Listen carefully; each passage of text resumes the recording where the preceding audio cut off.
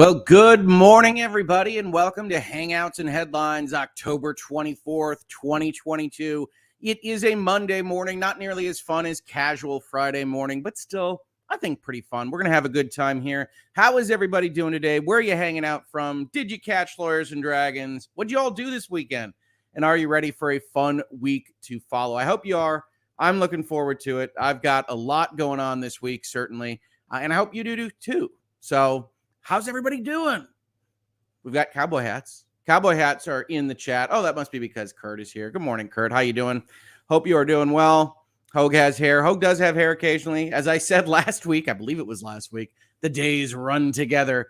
I have often when I have to go out and otherwise represent the firm and not just appear in a ball cap, have to go without. And today is one of those days. You might see hair again on Wednesday, or you might not, because we don't have Hangouts and Headlines on Wednesday. We'll see. But I do have hair today. It's always under the hat, watching, waiting. But I am letting it breathe a bit today. I hope that's not too offensive to anyone in the chat. Otherwise, we've got some good stories today. We're talking a little bit about sport, which I like. I know you guys know that I like sports.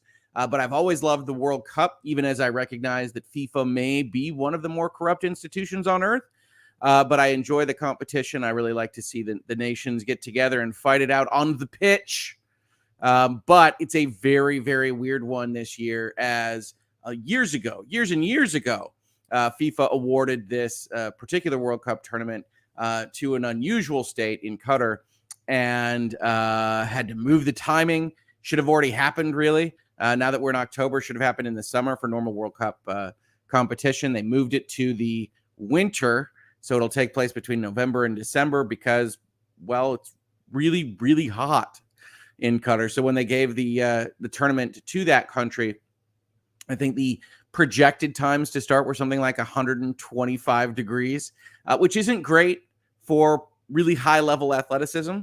Or really low-level athleticism, really. I would have hated it one way or the other. I'm no World Cup athlete. But I love this stuff, and as it's gotten closer and closer and closer to actually starting, we are now starting to see some of the more concerning stories come out of that, whether it's about media coverage, whether it's about data collection, and certainly the reasoning behind some of these apps is at least vaguely benign, but questionable, especially when you consider the folks that are going to get access to this information. We're going to talk all about that. But right now, in the Hangouts phase, I'm more interested in how everybody's doing. Whether or not I saw Black Adam came out this weekend. I don't have a high level of interest in seeing that movie. I'm sorry if you do. But tell me how it is. If you saw it this weekend. House of the Dragon finished yesterday, which I thought was a far stronger season than I would have anticipated going into that particular kind of new product, especially after the end of the original Game of Thrones. Good afternoon from Sweden, and a coffee mug emoji. I love it. And I got a cartoon dragon here in the profile picture. That's cool. It's cool. We were just talking about dragons. Hoeg, you made it sound like you're a Gorgon. Lol. You got to let the hair go. You know, sometimes if I were a Gorgon, everybody that would be watching this episode right now would be turned to stone. Actually, this is a great question, right? I feel like you could do a book of this, right? Okay, so you've got a Medusa streaming live, goes through a camera. Anything happen to the camera? Camera broadcasts to you all. Do you turn to stone through a streaming outlet? Or is that as effective a way of looking at a Medusa as like Perseus's shield, right? We're going to get really, really nerdy here. So I'm very interested in this. Let's go forward with this line of questioning. I think that's definitely the way we should go this morning. Good evening from Melbourne. Monday was a good day overall. Thank God, Australia. I always appreciate the reports on this. I got to tell you, I got stuff I got to do today that I'm not thrilled about. I will just leave it at that. And so if Monday went okay for you in Australia, that is a great deal of comfort to me. So thank you so much for that message, sibling creature. I'm looking forward to Monday now a little bit more. 3 coffees emojis. Good morning from Western Montana. Good morning, Sherry. It is a cool looking, it looks like it might be a tattoo. It's your profile photo. That's really cool. Midnight. Yeah, Hoeg Law, you throw me off when you show your hair. Well, I throw myself off, right? It's a little bit floppier. It's not under a hat. You never know. Yeah. Good morning, Rick. Loved L&D this weekend. I had a lot of fun with it. What a fun episode. Nobody continuing to try to do quote unquote sea shanties by coming up with lines from modern songs to otherwise incorporate the situation was a fun bit that I rather enjoyed trying to do the entire episode. And I think I succeeded largely. Greetings from Granville. Loved hearing the rain and watching the lightning last night. Yeah, I didn't get to do that. So I am glad that you did. That is awesome. Good afternoon from Ireland, and Hoeg without a hat still surprises me. Yeah, I lurk in the shadows. You never know when you're just going to see a Hoeg without a hat. But whenever you do, it's a surprise. So, keep a swivel head, be ready. If you bring Harry Potter's experience into it, the camera saves from the stare of a basilisk. All right. Okay. So we've got Harry Potter mythology coming in on the Gorgon question. That's good. That's good to know. T, just finished the biannual watch through of Farscape yesterday. It's my comfort show. We were just talking about Farscape, one of my favorite shows ever. I love Farscape to death. And it is the only fan, I don't know what you call it, petition thing that I've ever participated in to try to get some kind of closure to the end of Farscape. And we succeeded. It was great. Jacob Novick, I haven't seen Black Adam, but the director is mad that the big cameo has already been revealed. I would say then don't let Dwayne Johnson talk about it openly 2 weeks before. Yeah, well, spontaneous speaking, The Rock, I've already commented on that in other contexts, especially surrounding video games. Always a risk. Honestly, your big cameo, I mean, you're in the age of the internet, okay? So everybody knows about that. I suppose I could mention it right now, but maybe I won't in case somebody doesn't want to be spoiled on it. But even I know it, and I'm not actively looking for Black Adam stuff. I do not care. Greetings from coastal Yorkshire, one of my favorites. I really should look up a map to see exactly what the coasts of Yorkshire look like. But I love getting told that Shireen is calling in from Yorkshire. Very cool. Let's see here. Mama C, Hoeg Law, wow, 5 days without. You made it through first. Just read my notifications. Very cool. Good morning from Eastern Iowa. Forgot to buy coffee grounds, so a run to the Quick Star up the road is imminent. Is Quick Star like a 7-Eleven? I don't have a Quick Star nearby. I don't know what that is. I hope you're having a great morning, Rozzy. It is definitely early morning in Eastern Iowa, so thank you for being up with me. I appreciate it.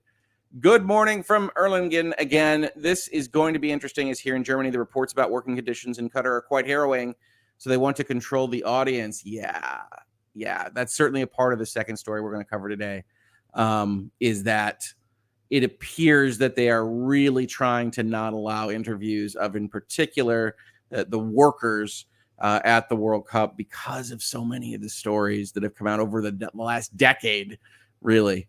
This has been a long time kind of cooking. If you haven't been following the World Cup or international football / soccer, if you're American, then you have not been watching essentially scandal after scandal after scandal after scandal kind of attach itself to this particular World Cup. So no amount of John Hamm dressing as Santa on your commercials, which is the current commercial for World Cup, is gonna get them out of that. I don't think so. We'll see. Sherry says it was a tattoo. It's the Celtic Wheel of Fortune, but it's a symbol of the 1960s, 1970s band Traffic with Steve Winwood. All right. Cool. Yeah, all right. Well, you learn something new every day here at Hangouts and Headlines. I think that is very interesting. I've never heard of Traffic. Again, music. I know a lot about a lot of things and a little about a lot, but I'm not great at music. I'm just not. I need a musical co-host to cover music topics. Ardo says, I've been sleeping very poorly, 2 hours last night. I am very sorry, Ardo. As somebody who has been sleeping relatively poorly for the last 2 weeks, I hear you, and it is no fun at all. The nettles and rose thorns are not helping, so I will be tired, insane today. Sass might be from, what word could that be? I don't know. Hangouts and Headlines. Blade 4 has been halted. Well, it's a rebooted Blade, right? I do know that from the Marvel side of things. I just watched the latest episode of Doctor Who, Goodbye 13, Hello 10. Ah, yes, that is the big news I saw on my timeline this morning. While Doctor Who 11 busies to get ready for the Dance of the Dragons, Doctor Who 10 / Scrooge McDuck maybe making a reappearance as a transitional phase between the latest Doctors Who. Doctors Who seems like the right way to say that, yeah? Yeah, so if you love David Tennant, he's making the rounds. Tiny Trifle, yeah, hasn't there been allegations of unsafe work environment and deaths regarding the construction in Qatar for the World Cup? Yes, there have been a lot. I've pulled up the Wikipedia entry just to kind of give context when we get into the headlines a little bit, but it's one of the reasons these particular headlines this weekend jumped out at me is especially we've got problems with you filming anything anywhere.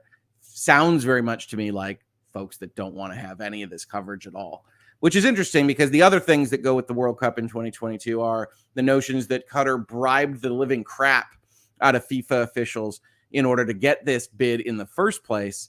I would think you would know that comes with the world's attention on your sovereign nation. So we'll see. We'll see how it goes. There's a number of ways. I mean, I still would say it's more likely that everything kind of goes fine and the country's on its best behavior, kind of Beijing Olympics style. But I think you are kind of putting yourself in the hands of that government to some extent if you go and you attend and you download these apps. We're going to talk about it all. We're going to talk about it all. Robin says, seems like the only way I can catch you live is by staying up all night. I'm sorry. Think I'll fix myself some coffee. Going to be a rough day. Started off right for me. We will do our best. I always feel bad for the people that stay up all night. Yeah, welcome. Nazy, good morning, all. Missed a couple of these, but I'm so glad to be back chatting with y'all this morning. Sup to y'all from Virginia. Smiling, tooth smile emoji. Good morning, Nazy. Oh, Farscape is so awesome. Agreement. We could just talk the whole episode about Farscape. What's your favorite episode? Mine might be when they all turn into cartoons. Just love it. Chuck movie, when it can be a sequel to season 4 since season 5 doesn't exist. Season 5 does exist. Don't you remember? They all forgot everything. No? You don't? Oh, okay. All right. If you ever want to get my brother, Tom, from Two Hogs Are Better Than One, upset, you just have him relive the ending of Chuck. Sad panda. Happy lunchtime from Blackburn, England. I normally can't catch lives because teacher life, but it's a half-term holiday. Party emoji. Awesome. I'm glad you can be here with us this morning. We've got discussions of various, I think, British comedies here. Callista says, the only reason I'm at all interested in Black Adam is because The Rock is in it. He's a charismatic dude. Otherwise, I don't even know who he is. The Rock? He was a wrestler. He played football at Miami for a little while. He became a movie star. Scorpion King, not very good. Bad renderings. Then kind of got big over the course of a long period of time. You mean Black Adam? I have no idea who Black Adam is either. I think he's from Shazam. I think. But yeah, I have no independent knowledge of who Black Adam is. So sorry, folks that are just diehard Black Adam fans, have collectible plates of Black Adam on their shelves. I apologize. I do not know who he is. Good afternoon from Berlin. Good afternoon, Berlin. Hello. David Battler says there's a literal slave trade in Qatar. Why are people surprised? There is discussions of that in various of the controversies. Stephanie, it's as bad as the World Cup in Russia with workers not getting paid and land being confiscated. There are discussions of that, as well as making them sign false statements to get any salary at all. Callista, I'm not even watching the World Cup, but the news keeps gleefully telling me about some of the scandals in this particular World Cup. So as someone that doesn't generally watch broadcast news, I can certainly believe it, that they would keep bringing this up. And it's only going to get worse, right? Because as we head into November, the World Cup's going to start. And then people are going to have to make their decisions. And certainly the news is going to be reporting on the ratings. So a World Cup, as far as I know, and it might be that it happened a long time ago, has never occurred in the winter months here. I know a number of leagues had to kind of deal with working around the schedule here for a November, December World Cup. Certainly, as I said, there's been a lot of questions, open questions about bribery and getting the bid in the first place. And FIFA executives have been kind of frog marched in and out of bribery and other kind of scandals for the last decade, not just on Qatar, but on other things that have happened with their organization. So it does take away a little bit from the soccer. I'm not going to lie there, but my hope is that it can go off relatively okay. Tim Riggs, the only international sports organization more disgustingly corrupt and used for self-enrichment than FIFA is the International Olympic Committee. I don't know that I can disagree. I might argue that FIFA is more corrupt than the IOC, but it's a close question. And you do wind up asking yourself, okay, why does this happen? What is the nature of international sports peddling that gets to this level of corruption? And it might just be that there isn't a good way to govern an international body like this one. And the risks just aren't very high for these folks. So they go and they make all this money and then they retire and then they say, oh, that was bad. It was all corrupt. That's realistically what happens with these organizations. And at the end of the day, it leaves you with a kind of bitter taste for sport, right? I love the Olympics. I love them. But there's no question the IOC is corrupt. I love soccer. I love football, international subscribers, followers, watchers, viewers.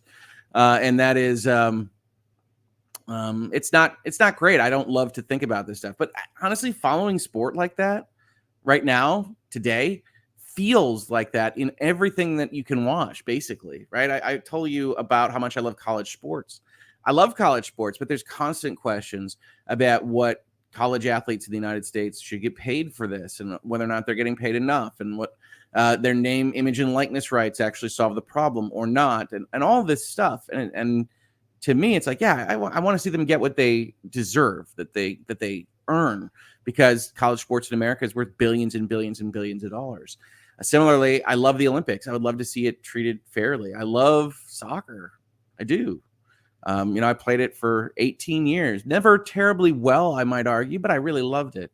And it's kind of a bummer to see these international bodies and these questions. I tell you, I love football in general. Pro football here has scandal after scandal after scandal, whether they're almost killing quarterbacks or whether they're otherwise having problems with laws and violence and things that are outside the confines of the sport. It's just, you can't just love something anymore. And that's a bummer. That's a bummer. They are super strict in Qatar, says Plank Boyd. I was asked for ID a hell of a lot. Yeah, that might be the experience. And we're going to talk about these apps when we get to the headlines. Katie Cotton says, Callista the same. Dwayne Johnson is just so much fun to watch or listen to. Thanks, Moana Soundtrack. You're welcome. Yeah. Moana is a lot of fun. The Rock is a charismatic guy. The Rock deserves the stardom that he has received. He is not the greatest interview or extemporaneous speaker, I think was the only comment I was making about the cameo that I almost just spoiled just now. The Rock is pretty much a movie star. So he's putting butts in the movie theaters, and that's desperately what the movie theaters need. I did see that Black Adam had a good launch for a movie. Is it still Moffat writing Doctor Who? I don't believe so. I believe Davies is back. Does that sound right, Doctor Who fans? I believe they like Whovians. I believe Russell T. Davies is back behind Doctor Who. But somebody can correct me on that. What? Yes, come on, 10. All right, so the David Tennant fans have hit the chat. Who can blame you? He's an excellent Scrooge McDuck. People really love David Tennant. I think he's going to get a couple episodes to transition between the Doctors, I believe, is what appears to be going around. Who is the head of FIFA now? Didn't they all get arrested? That's a great question. I don't know. I know that Blatter is the one that jumps into my head, but I think he retired / got arrested. I'd have to look at this. I try not to look straight at the sun when it comes to these organizations because it does pain me to actually enjoy the product they put out if you follow them too much.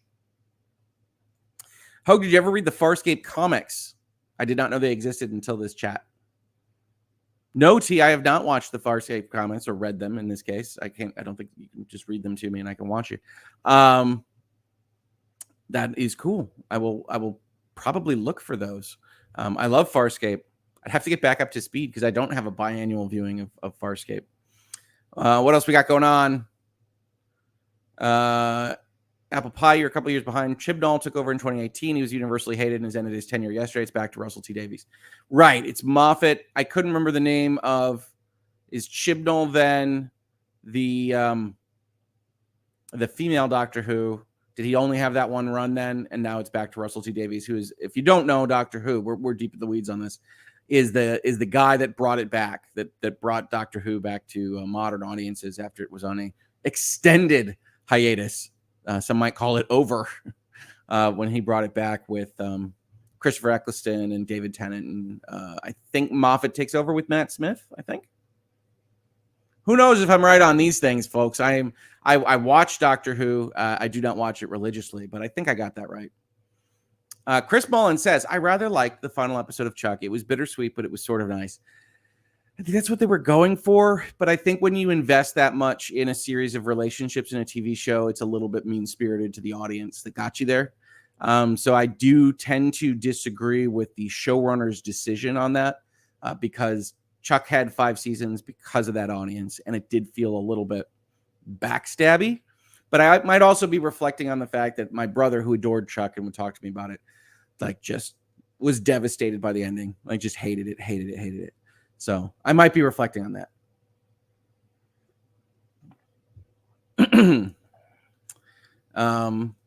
Leafy Fifi Foo says Black Adam is a We Have the Rock. Let's find a character we can shoehorn into playing that will save the DC cinematic universe. Maybe.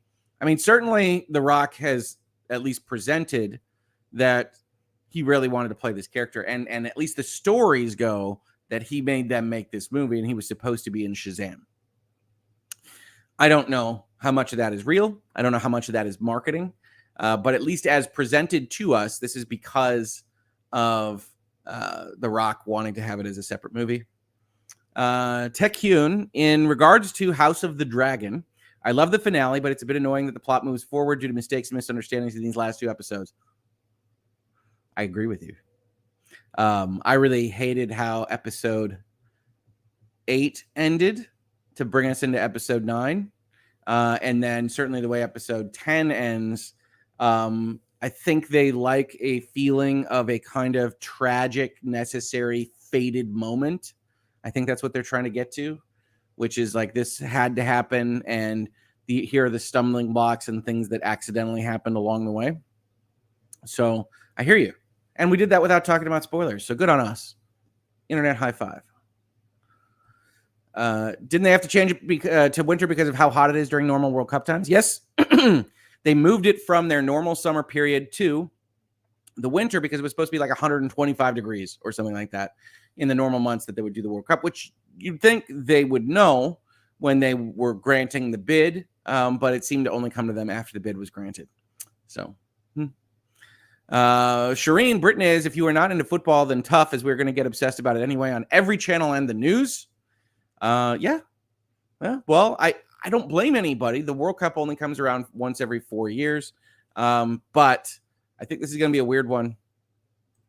Here in the UK, we were robbed of our bid for this World Cup due to FIFA corruption. So here the news is very honest about Qatar for a change.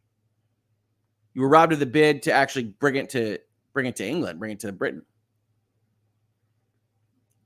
I don't actually remember who were the finalists in that bid. So yeah, that very well could be. What else we have here? Kelly says what I said, at least in terms of the marketing, The Rock is the one who pushed to get it made. That's certainly the story. I don't think there's any reason to disbelieve it, but that's certainly what I have heard. I've been considering a white noise machine for my bedroom. It may help me make me less hyper aware of my CPAP machine as I try to fall asleep. Oh, all right. Yeah, good luck to you. Sleep, man, sleep. It's a hard road. It gets harder as you get older, I think.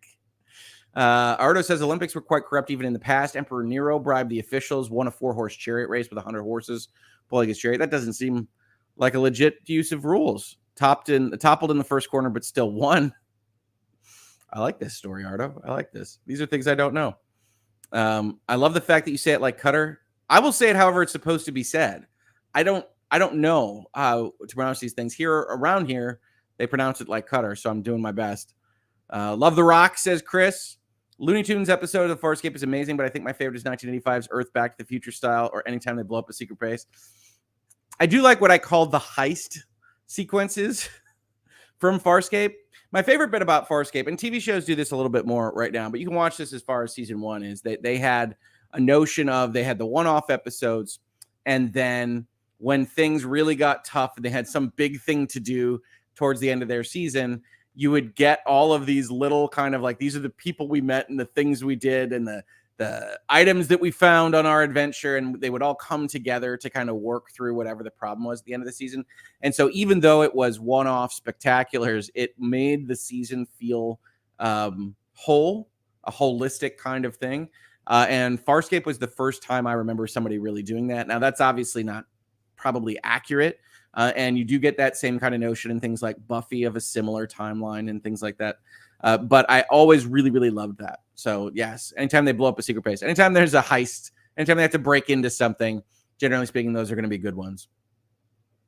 I see Hoeg is uncapping his 60 frames per second. That's right. My hair only comes in 60 frames per second. It's a mandate for any good video games. I know you can hear me, Tie Guy Travis, because you're definitely up at 4:30 in the morning. Yeah, it's my hair is 60 frames per second. Don't accept anything less. Yes, Russell T. Davies is back. So, yeah, fantastic. Davies is back. Chibnall destroyed the Doctor. I have to be honest, I didn't watch Chibnall's run. I really haven't watched like the last 2 runs, I think. So I apologize. Matt Smith was basically the last Doctor that I watched extensively. So we got a lot of people celebrating David Tennant. I'm glad I could bring this news to your attention. I woke up with it. Sepp Blatter was arrested after being investigated by the FBI. That the only reason he was removed. Thanks USA for this one. Okay, so I do have that right in my head. He was removed. The Tennant specials ruined Doctor Who number 10 for me. He's got some of my favorite episodes, but I do not like the 10th Doctor just because bringing the controversial take in. I like Matt Smith better than David Tennant, but that's just me. Is Who even savable at this point, even with 10? Don't know. Might be an interesting look for a video into the scandal between EA and FIFA for the rights arguments that happened there. I don't know if there's a scandal. I think FIFA asked for way too much money, and EA said it's not worth it to us. And EA said we can make our own game without the FIFA logo, and I think they're right. So I don't know. Chibnall finally figured out how to write for the fans in his last episode. Probably too late. I've avoided most of 13, but saw some cameos last night and legitimately cried over one in particular. Missed the show I used to love. Thanks for the comment, Kadar. Yeah, I honestly didn't know folks, especially in this chat, were so interested in Doctor Who. I haven't watched it really much since Matt Smith. I have Farscape on DVD, but haven't watched it in years. Go back and watch it. It's awesome. Farscape really does stand up. Also, it's got Muppets. When can you ever go wrong with Muppets? Just watch Labyrinth this weekend, as a matter of fact. And it is a ridiculous movie, but it's got a lot of Muppets. And I can't ever be mad at the Muppets. David Tennant was amazing as Kilgrave and Jessica Jones. That might be my favorite season of the Netflix Marvel shows. Was David Tennant versus Jessica Jones. I really liked that one. That one was dark and kind of evil. So that was fun. Tennant is the best Doctor. I stopped watching with the 12th after Clara. I didn't like the way the story was going. I think that's about when I dropped out. Andy, actually. It's Matt Smith and then Clara. And then, yeah, I think I dropped out. So I think you're right on where I was when I stopped watching Doctor Who. Moffat also introduced River Song in the Tennant era. Fan favorite character. A lot of fun there.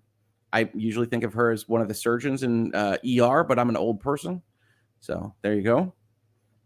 Hoeg's hair is more like 4K, 120 frames per second. Well, that's high grade. All right, we're just 60 frames. We're just average head of hair. Labyrinth is great. Loved Labyrinth. We're nerds, Hoeg. Of course, we love the Doctor. Good. I remember seeing it for the first time on I don't even know what it was on, Sci-Fi Channel. Back when Russell T Davies brought it back, and it was the episode where they're on the space whale that is Britain. And I was just so taken by the weirdness of it. We didn't have really that same kind of flavor of show here in the United States. And that's how I became a Doctor Who fan, was really the Christopher Eccleston season and following that. And then David Tennant, of course. And then I just really love Matt Smith. And I feel bad that he hasn't been able to catch on really much after Doctor Who, but I think House of the Dragon is going to seal the deal for him because he is a standout character in what has become a standout show. So I think he's looking for good things, even though I guess the articles today said that season 2 won't be till late 2024. So, okay. I don't know. They really know how to catch momentum there, I guess. They make Westworld's about 2 or 3 years apart. They're going to make House of the Dragon 2 or 3 years apart. I don't know. We'll see. We'll see if people are still up for it in 2 years. But certainly if they need the time, I'm more in favor of them spending that time than delivering what they delivered with Game of Thrones. So, hey, who am I to argue with 2 years? Labyrinth is another movie I've not seen in years and really must revisit. It's amazing. It was, for whatever reason, it was at the top of the Netflix list. You know how Netflix just sometimes reorders things and tells you what's popular, and it's it's October. It's kind of a weird, dark movie ish. And turn it on. It's like I had not remembered half of that movie. Like I remembered half of it really well, and I had not remembered at least half of that movie. And it is manic, right? It is just wild, and I love it. It was a ton of fun. And I highly recommend it. Jennifer Connelly was talented even then. What's amazing to me is that Jennifer Connelly says, I just watched Maverick this year, right? Jennifer Connelly primarily looks the same, whether she's whatever she is in that, 16, and what she is in Maverick. And I will say this, all right? So Jennifer Connelly, talented as a youngster, definitely, but clearly better in her craft 40 years on. By the time you get to Maverick, she's not asked to do a lot in Labyrinth except kind of look surprised at everything. She's Alice in Wonderland for the most part, but it is funny to go back and see those people that are still in movies now when they started out. Disney Nerd 85. Good morning, Hoeg fam. Just jumping in to say hi before heading to the Magic Kingdom this morning. Have a wonderful time, Disney Nerd 85. I hope you have a great day and get on all the rides that you want. Labyrinth is one of my favorite films. Love David Bowie in it. He is an excellent Goblin King. He looks otherworldly in Labyrinth, and he's just normal. He's just David Bowie, but he looks wild, and it's a heck of a movie. They do that weird thing with like the dream quasi romance, and it's weird. It's really weird. So definitely check out Labyrinth if you haven't seen it in a while. Matt Smith was the lead on The Crown. I have not watched The Crown. We talked about The Crown last week. But yes, okay, fantastic. I don't know the popularity level of The Crown. I do know the popularity level of House of the Dragon, which just soared to the end, and it's going to be very much a wait for people looking for season 2. It ended strong. Matt did go viral with Morbius, though. Yes. I have not seen Morbius as a film. I have seen the video of Matt Smith dancing. I guess it's dancing in like a dressing room. So you could check that out. He has consistently had, like, speaking of Looney Tunes, that kind of control over his body. It's one of the fun things he does. So he's pretty fun for that. I don't want to do spoilers on House of the Dragon, so I can't use that chat. Oh, Hoeg, so young. My Jen's choice for special herb nights was Cheech and Chong or Old Who. I can believe it. I have since, being introduced to Doctor Who's, gone and looked at a few of the older episodes. They are special. They are special. I've only ever seen Smith as a doctor and thought he was a bit spastic. This is accurate. The thought of him lopping off anyone's head, not that he does that in any shows that we know of. I have a lot of TV to catch up on. Yeah, he's amazing in the House of the Dragon. Matt Smith was great in The Crown. I was surprised. It's like a little subtle shade at Matt Smith. I think Matt Smith is amazing in general. It just depends on what he's asked to do. David Bowie was great in Labyrinth. Labyrinth gave me a hell of a crush on Bowie. Later figured out my thing is with the costume. Beast, Goblin King. Put a man in tight pants, a frilly neckcloth, and a tailcoat, and I lose my mind. What's funny is, so I watched Labyrinth this weekend, and his outfit basically ends at the pants line. Like, he's just wearing what I would call like yoga pants or tights. And they leave little to the imagination for what amounts to a kid's movie. So it is an interesting look for Mr. Bowie. But yeah. So and again, people are telling me that he's in the crown. I did not know that. And so, all right. Yeah. Okay, folks, we've talked about, I love Hangouts, right? I have no idea what we're ever going to talk about. We really hit Doctor Who hard, got a little Farscape in there, just general nerd law nerds. I know that's EDB's name, but it's a lot of fun to talk about.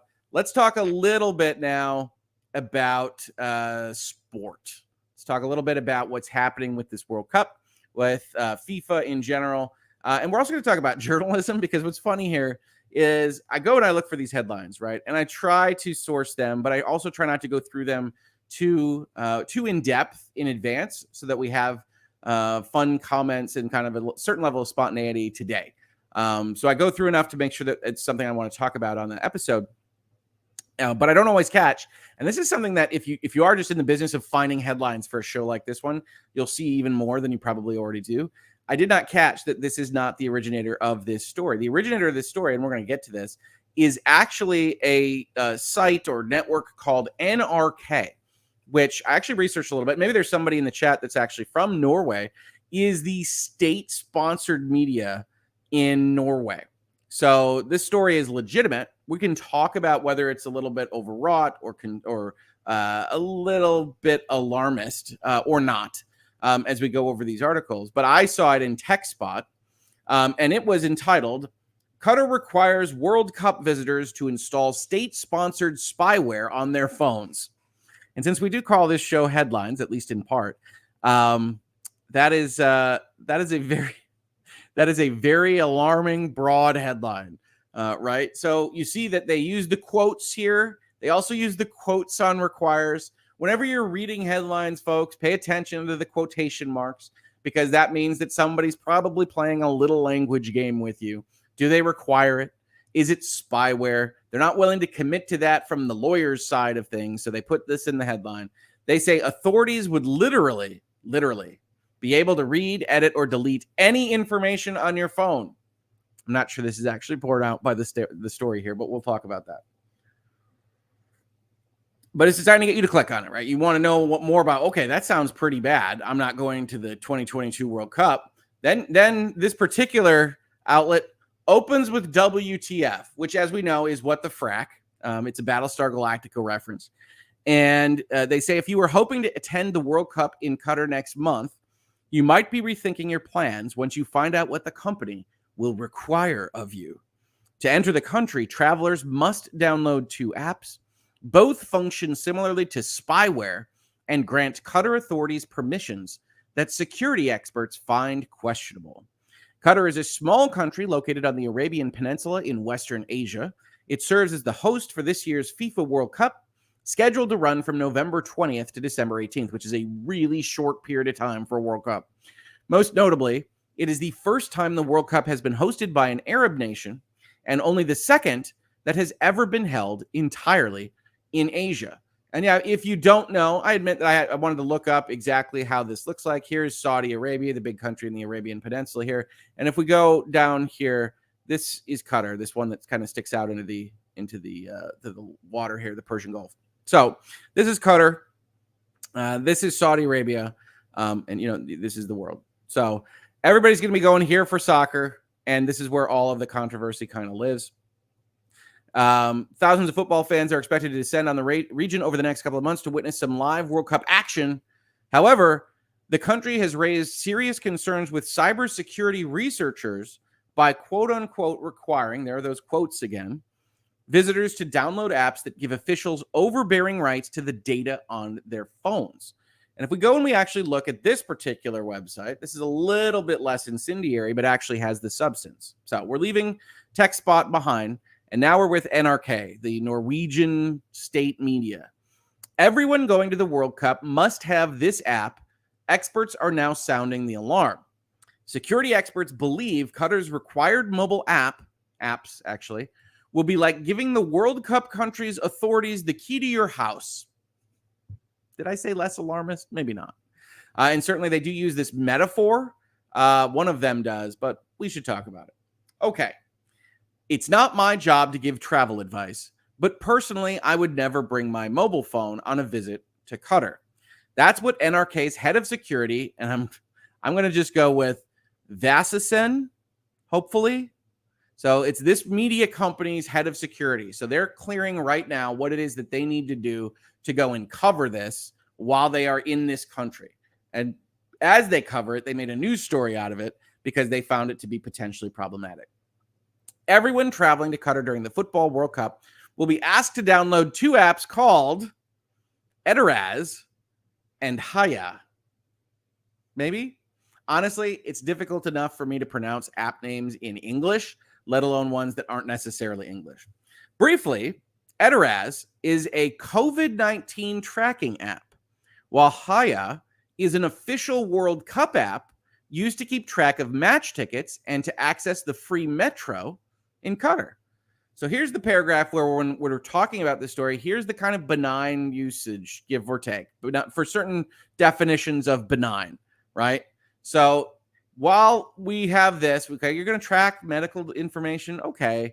You're going to track match ticket status. Okay. Now I'm not sure especially the match ticket one should be mandated for people entering the country, but okay. What do these apps do?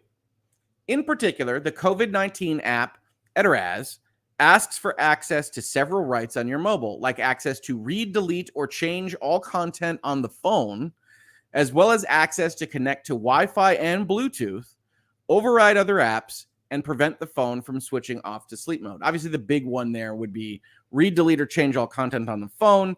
And if you've ever been looking at an app on your Apple or your Android, chances are you've seen warnings like this, and they may or may not be accurate. So you do need kind of experts and things to talk to you through some of this stuff. The Edaraz app, which everyone over 18 coming to Qatar must download, also gets a number of other accesses, such as an overview of your exact location, the ability to make direct calls via your phone, and the ability to disable your screen lock. Seems a little excessive for a COVID-19 app, I have to admit. The Haya app does not ask for as much, but also has a number of critical aspects. Among other things, the app asks for access to share your personal information with almost no restrictions. I'd be very interested to know what that almost is covering. In addition, the Haya app provides access to determine the phone's exact location, prevent the device from going into sleep mode, and view the phone's network connections, who you're near. They can simply change the contents of your entire phone and have full control over the information that is there, is the conclusion of NRK's security manager, this reporting organization's security guy. As part of the media house's preparations for the Qatar World Cup, he has reviewed these apps. Vasasen is downright frightened by what NRK's security review has uncovered. When you download these 2 apps, you accept the terms stated in the contract, and those terms are very generous. You essentially hand over all the information in your phone. You give the people who control the apps the ability to read and change things and tweak it.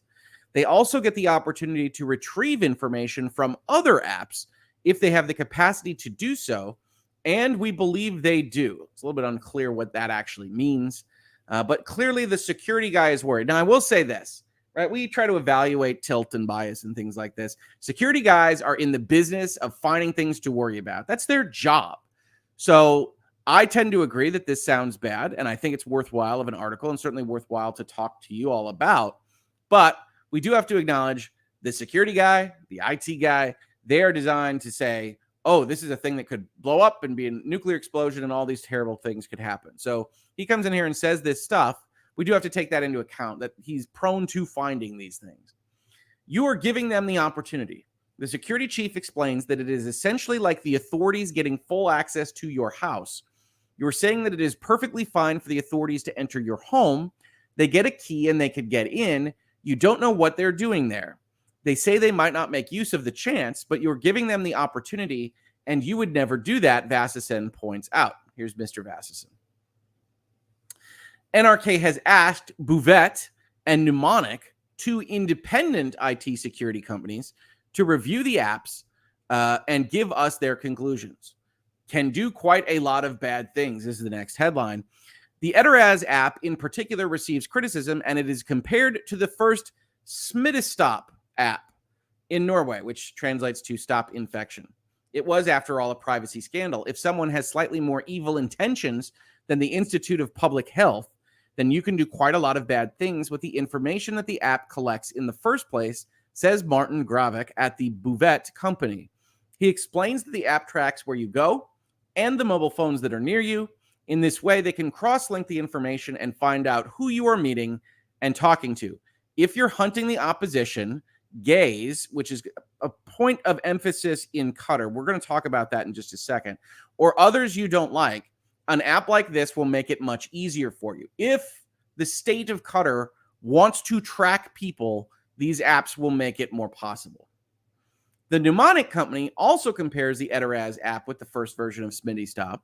The consequences for individuals and groups if data from Eteraz goes astray could be significant, says Tor Bjorgstad of Mnemonic to NRK. He has downloaded the apps and analyzed what is in the application packages and does not think the apps are hair-raising compared to normal apps that most people use. So one of the things Mnemonic here is saying, so they're these two companies that the NRK asked, because their own guy was saying, that they asked these IT security consultants to actually help them report on.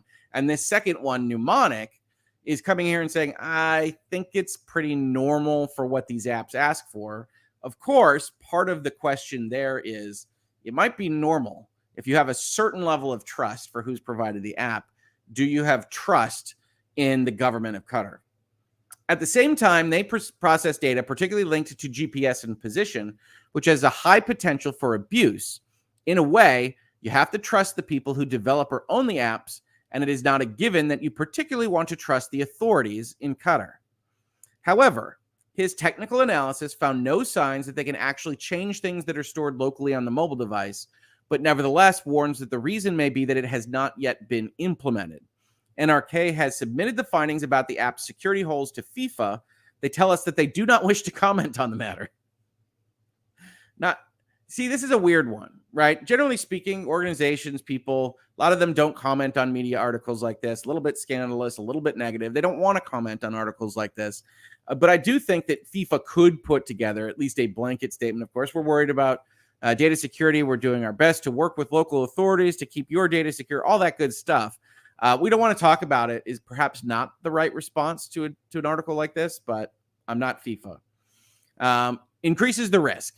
Naomi Lindvet, research fellow at the Faculty of Law at the University of Oslo, has reviewed the apps at the request of NRK. She agrees with NRK's head of security that there is much that is problematic and describes the apps as very intrusive. You cannot consent to parts of the use, just everything. If I understand the apps correctly, there will also be limited options to change permissions. This means that if you want to go to the World Cup, originally I thought it said water closet when I read this article the first time, you have no choice. This is a mandatory app with no options. Lindvet says bluntly that if she were an employer, she would not allow employees to take their work mobile phones to Qatar due to these apps. What is the main criticism against these apps? As you see it, they go too far in terms of what data is recorded and used. They get far too broad of access to change and take over functionality on your mobile phone, which appears to be completely unnecessary for what they would ostensibly be doing. It allows for government surveillance, and since it is Qatar, that has to be considered as well. This increases the risk that data will be used for purposes other than infection tracking, she believes. And that's really where the rubber hits the road, right? So you've got ostensibly okay apps, if you're all right with tracking, and we're not going to get into that because YouTube doesn't like it when we do.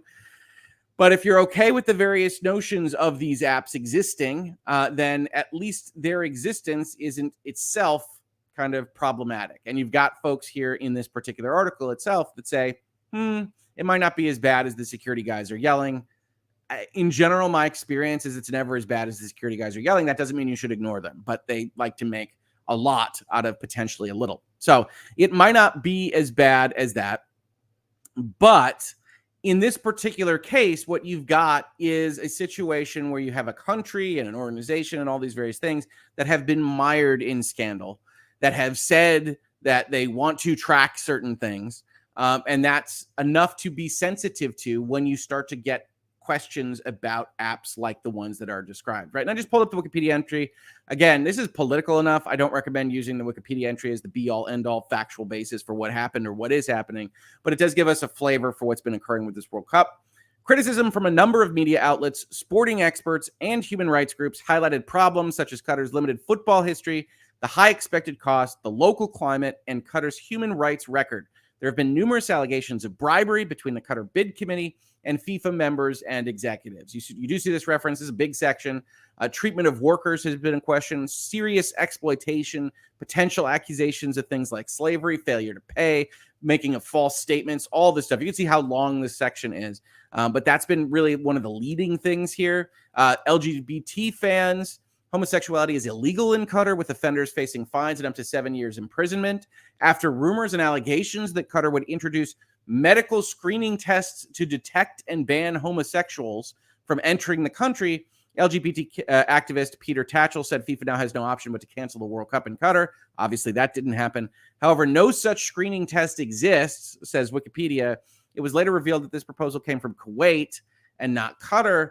But now as we get into what the COVID-19 app could be doing and what they would be doing with it, you have this kind of question raising its ugly head again, right? That this country has already said certain things about what it'll track and what it won't. They've assured people that they come visit, this is not going to be a problem, but you are taking your life into your own hands if you go into the country at that point. Climate's been an issue. As I said, it was, 122 Fahrenheit was the average or the height maybe for those months. That's going to be a problem to actually perform soccer. And about 7 years ago, it was announced that it would go forward in November and December. They've got transportation issues. They've got cost issues because of how much they'd have to build, even with the workers issues that we talked about. They've got all of these cultural issues. They've got bribery, corruption issues. And so I think everybody is looking at this particular event, this particular World Cup, with at least a little bit of a judgmental eye for how this is going to go. And so when you get this kind of story, which I would ordinarily, I think, say, okay, that's a little bit of an IT alarmist position, you combine it with everything that's gone on, I do think people are right to say, maybe we should really think about this. And then you also combine it with the second article we're going to talk about today, which is in The Guardian. Secret McSquirrel says, I'm driving, chat insane with my pronunciation of Qatar. I see Qatar, I think, give or take. But duct tape Hoeg to his chair and make him repeat Qatar until he gets it right. My country gets mispronounced all the time, too. He's trying. I mean, look, as an American, my instinct is to call it Qatar. So I'm trying to be better. But if I'm not pronouncing it correctly, I do apologize. It's just the best I can do on the live here. So we will see. Let's see. I think please get him to pronounce the name correctly. It is Qatar. All right. Is it first syllable or second syllable? I'm going to need some pronunciation points here. Is it Qatar or is it Qatar? Help me out. I will say it however y'all like. Qatar is what they want. Okay. Look, I'll pronounce it however you like, folks. If that is correct, if you're telling me that, I'm more than happy to do it. Qatar is correct. Okay, we'll see if we can do the second article with Qatar as our working pronunciation, if that makes you happy. And here's co-counsel to my rescue. Listen, y'all, even the U.S. State Department can't figure out how to pronounce it.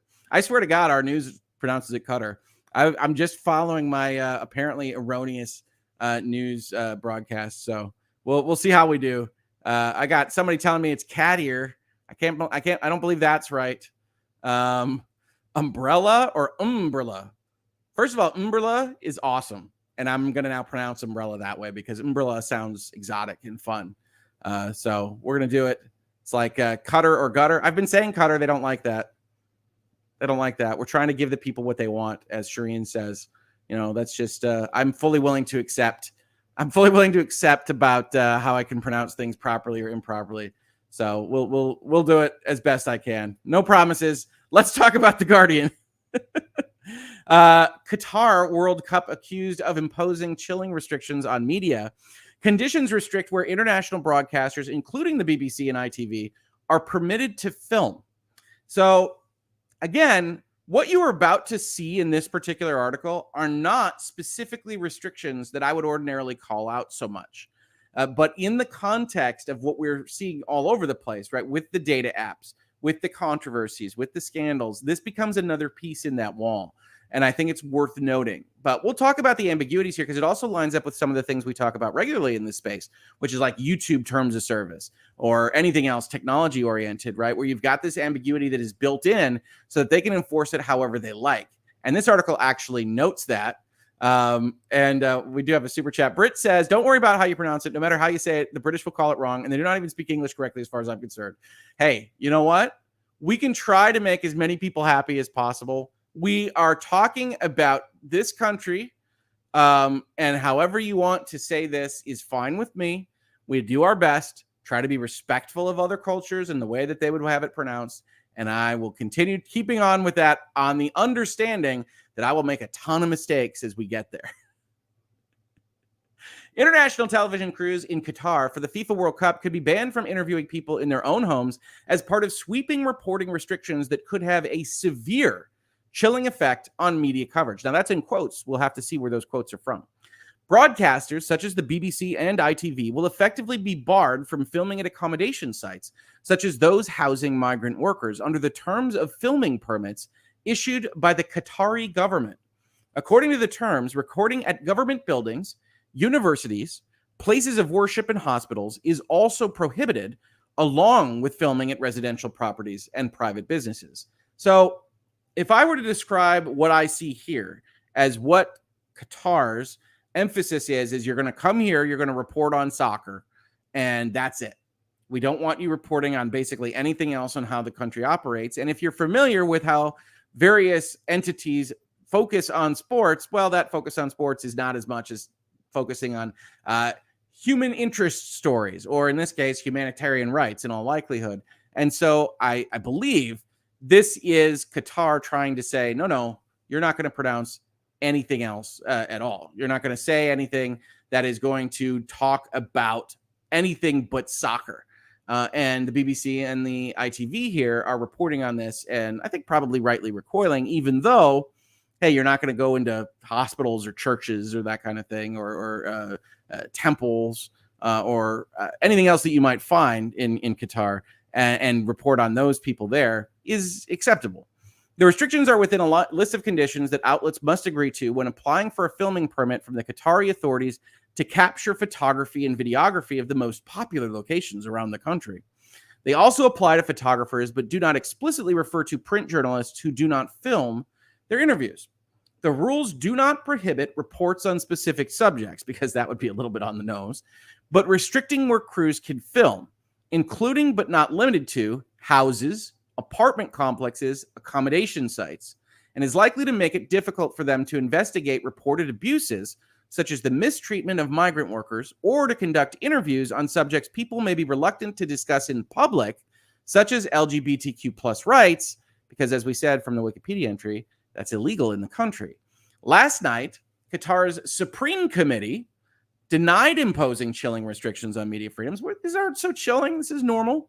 And said several regional and international media outlets are based in Qatar, and thousands of journalists report from Qatar freely without interference each year.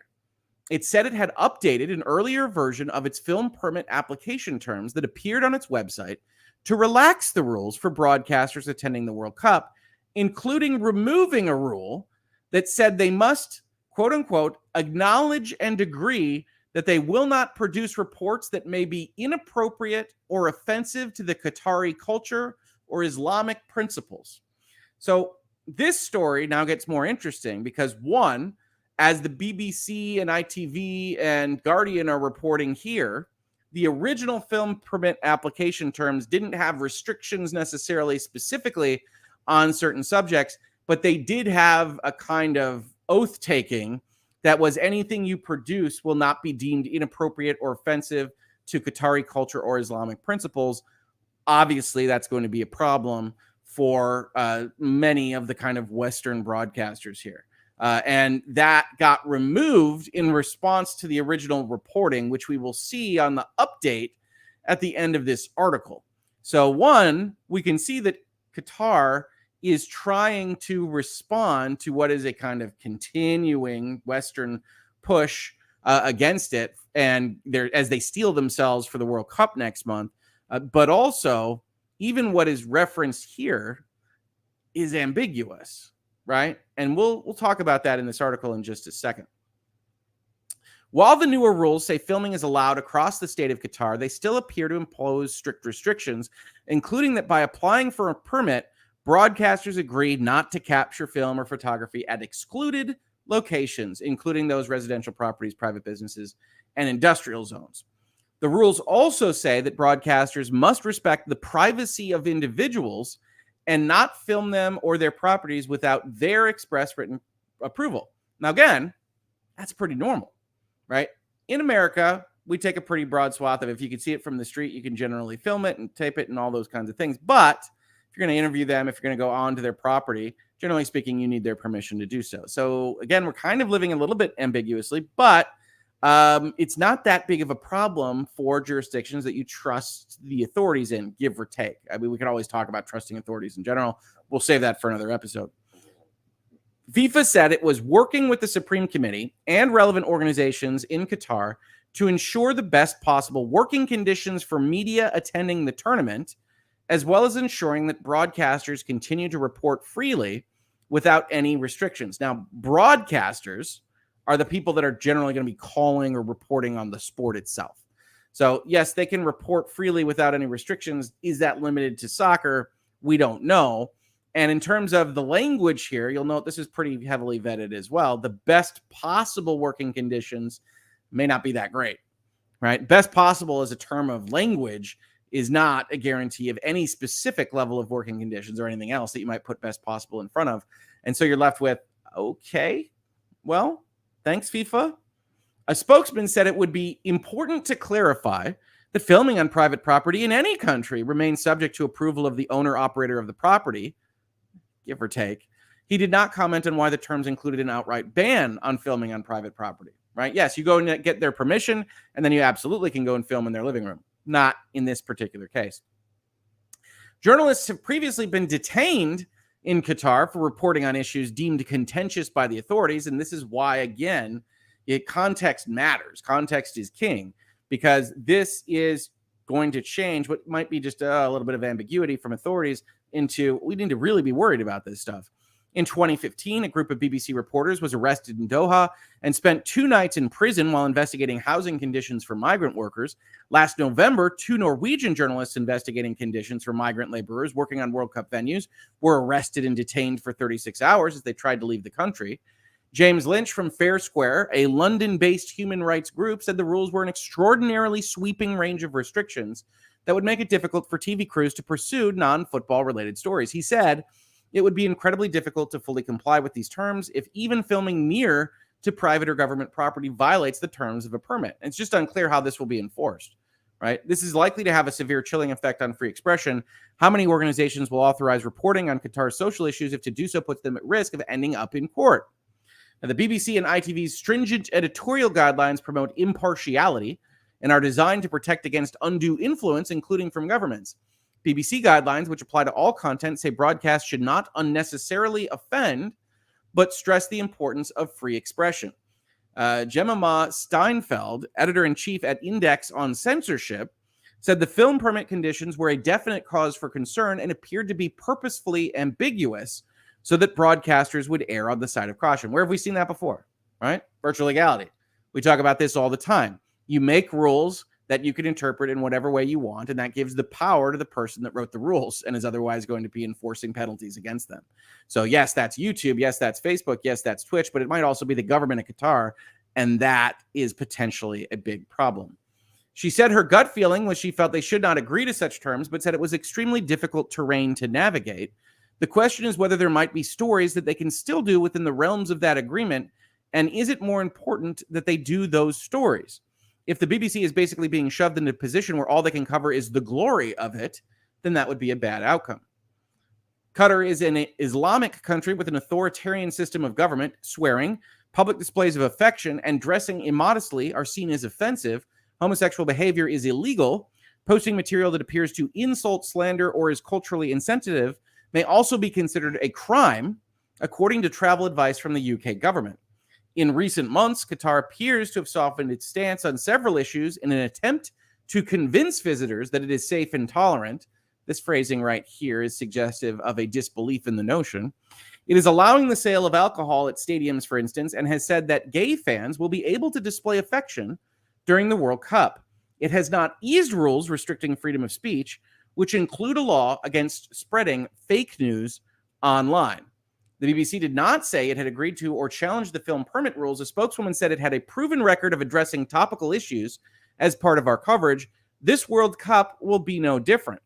ITV said its news and current affairs team had carried out extensive reporting of the decision to award the tournament to Qatar and the questions surrounding the host nation's human rights record, and will continue to do so. So whether the BBC and ITV will actually go to the country is kind of an open question. It certainly sounds like they will, and they are saying that they will continue their reporting as usual and essentially call Qatar's bluff. But we'll actually see whether that happens in real time. And then you get here that update that I promised you. The Supreme Committee told the Observer the document related to the draw stage and had since been revised. This is the rules. The article was amended to reflect this and to remove reference to the geographical locations covered by the permit as originally seen. That filming permit was deleted from the tournament website shortly after this article was published. So, no idea exactly what this is going to look like in practice, but certainly it does appear that this particular World Cup has apps that may do wrong, has media coverage that is curtailed to prevent it from reporting on the other things that might go wrong or be wrong at the location in question. And it all rolls back to FIFA, who, of course, gave this particular country this World Cup, and whether or not that was a good thing, a wise thing to do. So please let me know in terms of what you think here in Hangouts and Headlines about these stories. I did want to raise them because it's an interesting time. I do love the World Cup, as I've said. And yet, I can't help but, like I've said, with respect to other sports, feel a little bit gross about some of this stuff that's happening or maybe happening behind the scenes on this World Cup and the kind of draconian restrictions that may be imposed on the broadcast rights related to it. So I expect here in the America, you'll get broadcasters that are espousing the wonders of Qatar. And it'll be interesting to see if they do anything more than that as they cover the soccer matches here. All right. Growing up swiftly. Yes, it's a good thing to bring it up to those that do go there. Smiley face emoji. Like a list of things to know so you don't end up in jail in general. Everywhere. Yeah, you travel internationally. I think it's everybody's job to kind of know at least a little bit of the lay of the land to try to avoid being in a 1990s Claire Danes movie. You know, you just want to avoid that at all costs. Let's see here. Aniro, there's a story that recently broke about a lady allegedly suing Qatar because of a certain intrusive airport pressure. I haven't seen that one, but it's very possible, right? These stories are going to come out more and more and more as more people head to this country in the next month. I predict that some of the commentators will say something about this during the games. Yeah, I mean, calling the bluff seems the most likely thing because you're not going to believe the host country is going to just throw broadcasters and journalists in jail. But there's a risk of it, so it is a brave act. We'll see what it looks like, definitely. Matthew, I'm not super surprised by some of the access the app requires, especially for COVID-19 apps. The GPS part, though, doesn't seem necessary. The ability to modify files needs to be restricted. I think that makes sense. The GPS stuff, I don't know what the app is specifically designed to do. It might be for being able to contact trace, I would guess. And if you're following every single phone in your country because this app is mandated, maybe that, again, if we're giving devil's advocacy here for a benign reason, would allow you to track infection points better.